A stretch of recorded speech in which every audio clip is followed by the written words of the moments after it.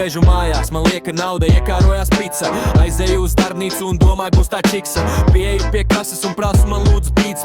Aizskatos uz viņas krūtīm un domāju, vai tās tiešām īstas. Sāku koķitēt ar to jauko čiksiņu.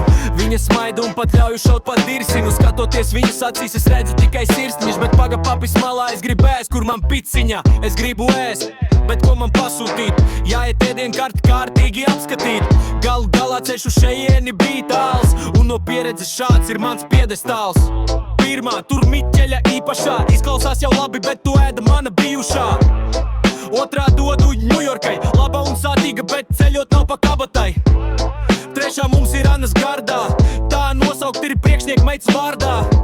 Pārējās pēc jūsu vēlmēm, pasūt jebko var pat ar jūras veltēm. Meksikāna, peperoni, grūzīnu, fiksīts, spēk, tuna, Anas gardā, viss labās maltīts. Viņi saka, ko tu murgais, tevis gara rinda, tur te meitenes un visām vārds ir Linda. Meksikāna, peperoni, grūzīnu, fiksīts, spēk, tuna, Anas gardā, viss labās maltīts. Viņi saka, ko tu murgais, tevis gara rinda, tur te meitenes un visām vārds ir Linda. Un beigās pasūtīju ozo, ja bija smaga diena, ja lietus līst ārā. Es lidoju pa šoseju, lai picerija ātrāk, un paskatos pa logu, tur kurjers lido garām. Un saprotu, es idiots, jo pasūtīju uz mājām.